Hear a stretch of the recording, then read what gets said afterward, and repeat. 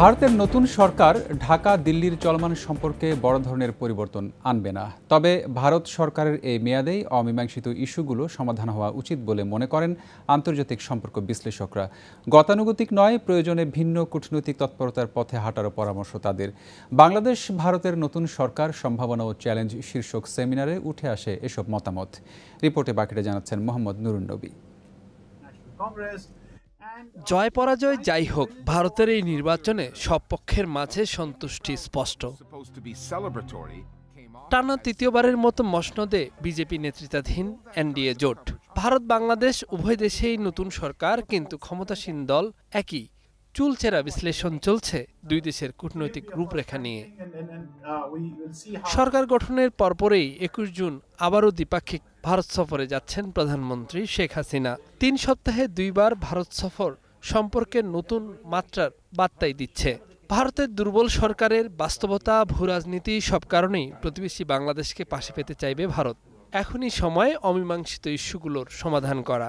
সরকার তো সরকার সম্পর্ক ভালো, খুবই সুমধুর, খুবই সুদৃঢ়, কিন্তু কতটুকু বাংলাদেশের জনগণ এতে লাভবান হচ্ছে সেই বিষয়টা মাথায় রেখে নতুন নতুন পন্থা, নতুন নতুন ক্ষেত্রে সহযোগিতা, বিশেষ করে বাংলাদেশ স্মার্ট বাংলাদেশ তৈরি করতে, এক্ষেত্রে ভারতের সহযোগিতা অত্যন্ত জরুরি। মোদিটাকে আমাদের বাঁচাতে হবে।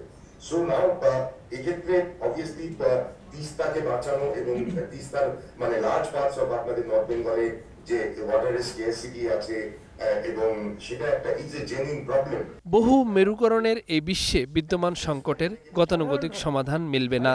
তাই তিস্তা সহ অভিন্ন নদীর পানির হিস্সা আদায়, শেষ হতে যাওয়া গঙ্গার পানি বন্টন চুক্তির নবায়ন কিংবা আঞ্চলিক স্থিতিশীলতা রক্ষায় ভিন্নভাবে সমস্যা সমাধানের পথ খোঁজার কথা বললেন বিশ্লেষকরা। ভারতের সাথে সম্পর্ক আমি মনে করি এর মধ্যে নতুনত্ব আনা দরকার। এখন সেখানে নতুনত্ব আসবে কিনা সেটা দেখা দরকার।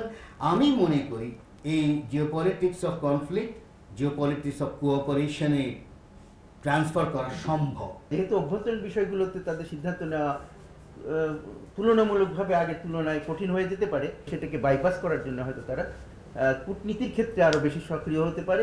আলোচনা বন্ধ করে নয়, বরং ইস্যুগুলোর খোলামেলা সংলাপে তাগিদ এলো সেমিনার থেকে।